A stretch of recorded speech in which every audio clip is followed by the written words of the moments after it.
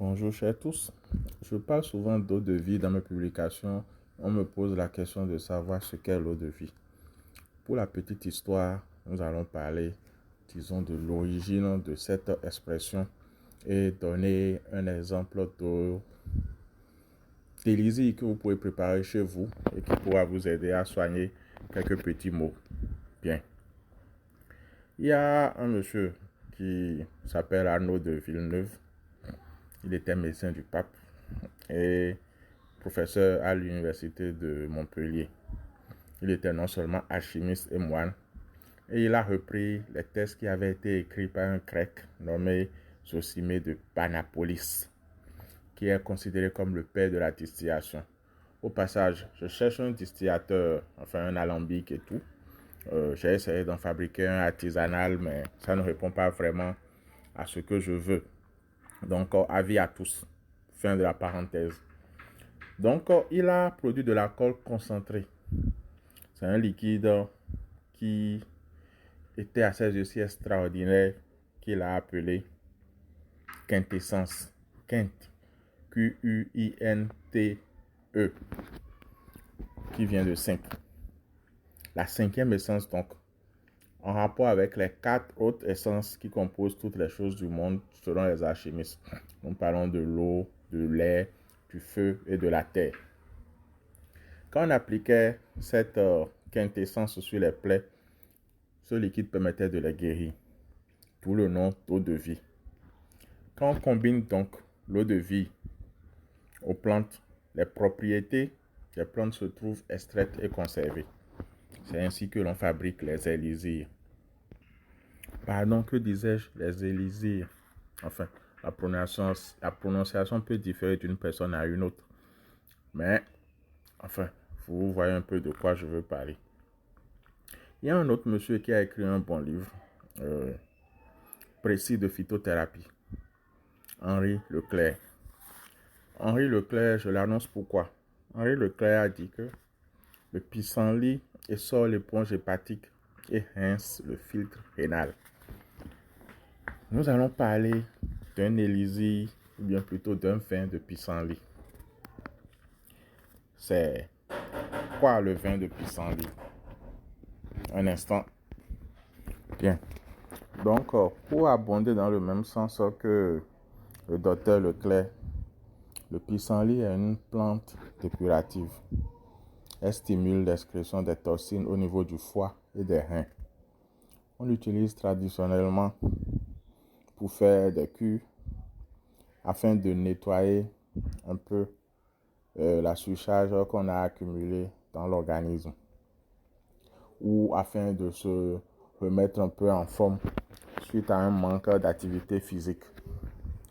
Donc, la plante, elle a une action qui est assez complexe et tonifiante sur le système digestif. On la recommande chez les personnes qui souffrent d'indigestion chronique parce que ça stimule la sécrétion du bile au niveau du foie. Maintenant, quand vous manquez de sécrétion biliaire, ça cause la constipation chronique car la bile fournit non seulement une quantité abondante de liquide qui va favoriser la digestion, mais ça facilite aussi le mouvement péristaltique. On l'utilise aussi pour soigner les problèmes de peau, comme l'acné, l'eczéma, le psoriasis, parce que tous ces problèmes sont liés à l'engorgement au niveau du foie. C'est pour ça que souvent, quand vous êtes malade, vous voyez des boutons qui commencent à apparaître sur votre corps et tout ça. Là, ça montre que le foie est engorgé. Quand vous êtes dans ce genre de situation, prenez les dispositions qu'il faut et voilà. Maintenant, pour préparer ce vin, de quoi aurons-nous besoin? Nous aurons besoin de racines de pissenlit. Enfin, on appelle ça un toto.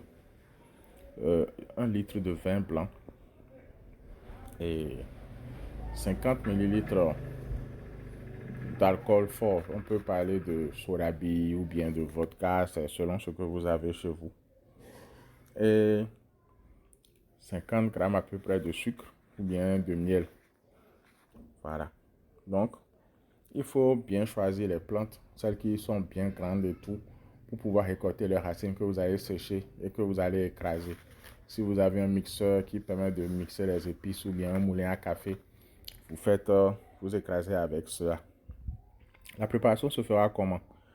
Vous allez faire macérer le pissenlit dans le mélange de vin et d'alcool pendant 3 semaines à peu près. Vous pouvez secouer ça tous les jours. Vous avez deux options. La première, c'est de laisser ça au soleil.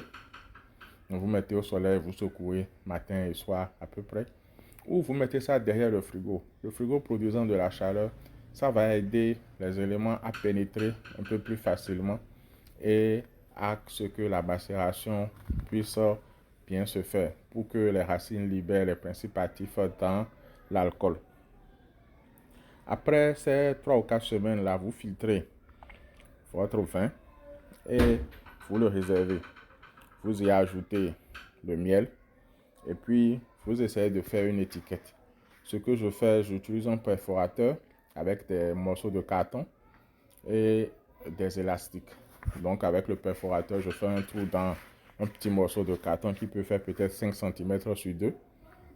J'utilise un petit stylo marqueur pour noter ce que la préparation fait. Et à l'aide de l'élastique, j'accroche l'étiquette au goulot de la bouteille. Ça permet de différencier les bouteilles. Ça permet aussi de pouvoir les réutiliser en cas de besoin. Parce que si vous marquez quelque chose sur la bouteille que vous finissez de la vider, il vous faudra forcément refaire la même chose à l'intérieur. Ça permet aussi, si vous êtes comme moi, de savoir quelle bouteille vous avez en main. Parce qu'avec le temps, le nombre de bouteilles finit par être très élevé et vous pouvez facilement vous perdre dans tout ce que vous avez. Donc, parfois, une petite précision. La racine de pissenlit peut faire des dépôts blancs au fond de la bouteille. Ce n'est pas un problème en soi parce que c'est de l'inuline qui est contenue dans ces racines-là. Vous secouez juste bien avant de servir et puis c'est tout. Donc, pour une action dépurative, vous prenez 2 verres madère par jour. Simplement, ce qu'on appelle talopémie chez nous là. Vous prenez un verre madère le matin, un verre madère le soir, ou vous pouvez faire ça en une seule prise. Puisque quand vous allez commencer à l'utiliser, vous saurez ce qui marche le mieux pour vous. Est-ce que l'élimination en matinée ou en soirée vous arrange le plus? Est-ce que ça interagit avec vos activités? Donc avec le temps, vous allez trouver quelle est la formule qui vous arrange le mieux et vous allez l'adopter. Bien. J'avais prévu faire plutôt un petit audio sur le vin de romarin, mais je crois que ce sera pour une autre fois. Nous parlerons des vertus du romarin, qui est une plante que l'on gagne à connaître. Merci beaucoup pour votre attention. J'espère que ceci vous sera utile. Si au besoin vous voulez qu'on vous fabrique ce vin, nous pouvons le faire, contre rémunération bien sûr.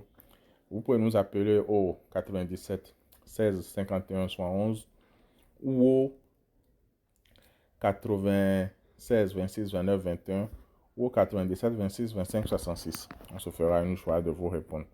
Restez en santé et à très bientôt.